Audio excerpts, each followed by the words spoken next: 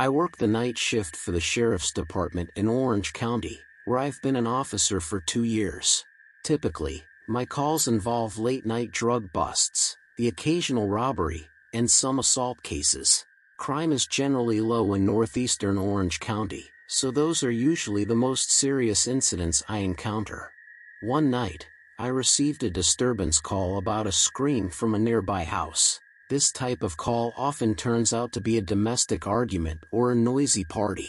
When I arrived at the house, I had to double-check the address since the place was completely dark. There was a blue Toyota Sienna minivan in the driveway, indicating someone was home. I knocked on the door a few times, and shortly after, a neighbor approached me, identifying himself as the one who called the police. He said he heard a blood-curdling scream from the house and mentioned that the woman who lived there was usually alone, but her boyfriend visited occasionally, which added to his concern. Finding the front door locked, I circled the house checking the windows, which were all locked except for one in the backyard that was open just enough for someone to climb through. This raised a red flag. I called for backup and, after getting confirmation, climbed through the open window. I began turning on every light I could find, starting in the kitchen and moving to the living room. Contrary to TV shows and movies, it's advisable for police to turn on lights when investigating. I called out, identifying myself as law enforcement, and tried to reassure the woman that help had arrived. Despite my efforts, there was no response. After clearing the first floor, I faced the possibility of needing to check the upstairs. I hesitated, wanting to wait for backup, but the thought of a potential medical emergency pushed me to proceed. I unlocked the front door for the arriving officers and quietly ascended the carpeted stairs. Midway up, I peered over the ledge and saw 4 doors. I turned on the hallway light and called out again, hearing a creak from behind one of the doors. I entered the bedroom, illuminated by the hallway light, and saw a woman lying in bed under the covers, her back to me. As I approached, I noticed dark stains on the other side of the bed. Pulling back the covers, I discovered the woman had been stabbed multiple times but was still breathing. I immediately radioed for an ambulance and additional backup, reporting the stabbing. The earlier creak I heard made no sense now, given the woman's condition. I scanned the room and instinctively checked the closet, gun drawn. Finding it empty, I turned my attention to the bed. Lifting the bed skirt, I came face to face with a man wearing a mask. I shouted, "Show me your hands," and he slowly complied. I ordered him to crawl out from under the bed, ensuring he wasn't holding the knife. I had him stand in the corner with his hands up until backup arrived. I wasn't going to attempt to handcuff him alone, considering he could have had another weapon. Once backup was inside the house, I called them upstairs and only then placed the man under arrest. The ambulance arrived soon after, and the woman, who had been stabbed 6 times, was rushed to the hospital. Thankfully, she survived. It turned out the attacker was her boyfriend, enraged after discovering she had cheated on him with his friend. After confronting her over the phone, she ended their relationship, triggering his violent outburst. I'm immensely grateful that she survived the ordeal.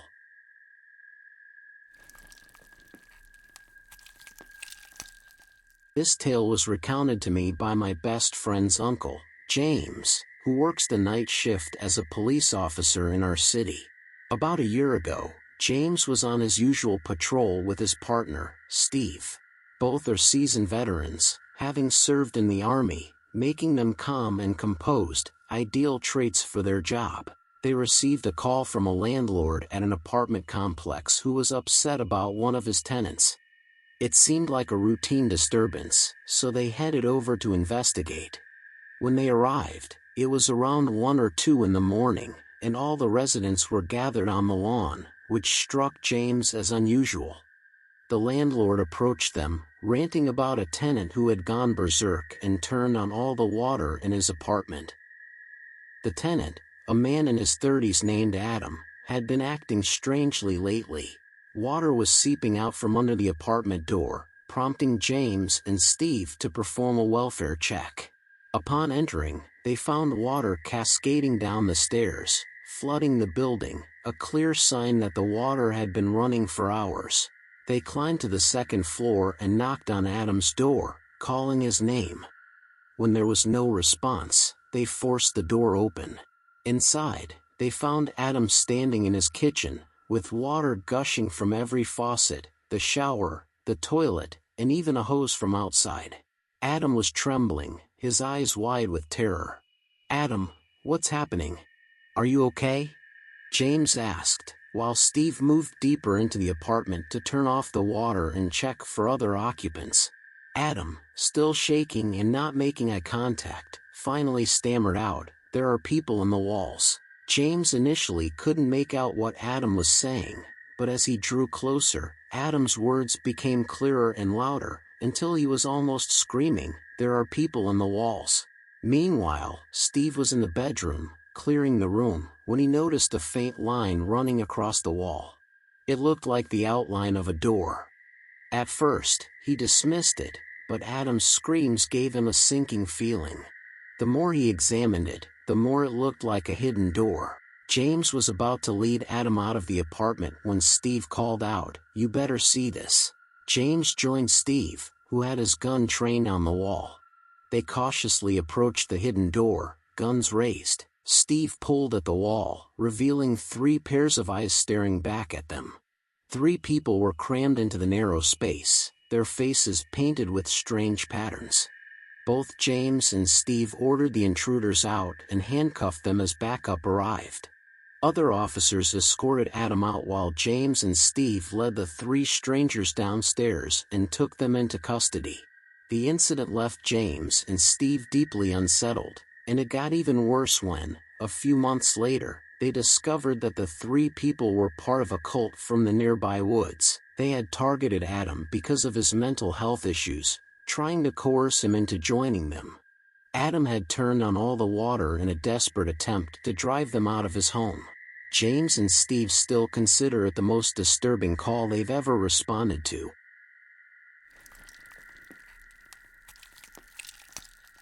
During one exhausting 12-hour overnight shift, I was dispatched to investigate reports of a suspicious individual. This person was going from house to house, knocking on doors, and speaking to residents through their doorbell cameras. When I arrived at the caller's house, he provided more details in person.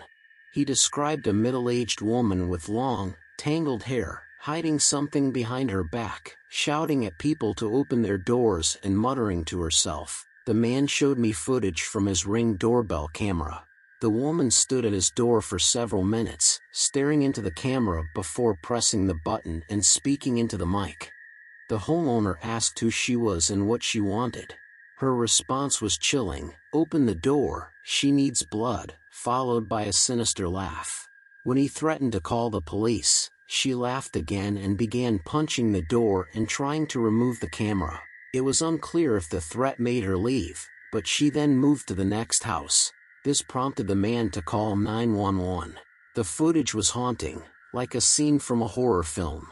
She backed away from the door while facing the camera, concealing whatever she was holding. Multiple units, including mine, began a search for this possibly armed and dangerous woman. I quickly checked nearby houses on foot and then patrolled the area in my car. Despite our efforts, we couldn't find her. Then, a breaking and entering report came in. Someone called 911, saying an intruder with a weapon was in their house, and they were hiding in an upstairs bedroom. The caller's doorbell camera showed the woman entering after staring into it for several moments. I arrived at the scene just as another unit did. The front door was unlocked, so we cautiously entered with guns drawn, unsure of the woman's potential danger. We cleared the foyer and announced our presence, ordering the intruder to come out with her hands up. Suddenly, we heard a scream for help from upstairs. Adrenaline surged as we rushed up to the master bedroom, where the husband unlocked the door and let us in. They had been hiding since the woman entered, hearing her clawing at the door just moments before, with no indication of her departure. We checked each upstairs room and heard a disturbing cackle from a dark corner bedroom. Turning on the light, I saw her sitting on the bed, smiling at me, holding a large knife. Blood soaked the sheets beneath her, from a self-inflicted wrist wound. She repeated her chilling phrase, "She needs blood," with a blood-stained doll between her legs. With guns aimed, we ordered her to drop the knife. She laughed, continuing her eerie mutterings. Despite her clear instability, I tried to reason with her, asking who she was and assuring her we were there to help. Her gaze remained fixed on me, her laughter and incoherent sentences intensifying my unease. Suddenly, she lunged at me with the knife, growling. Instinctively, I fired twice, hitting her arm.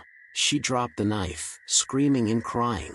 We seized the moment to subdue and cuff her, calling an ambulance to prevent her from bleeding out. She was later transported to a hospital, then to jail, and found not guilty by reason of insanity. Now, she's a patient at a local mental asylum. The terror experienced by everyone involved, from the frightened residents to the nearly victimized couple and myself, was unimaginable. It was the most terrifying incident in my decade-long career as a police officer.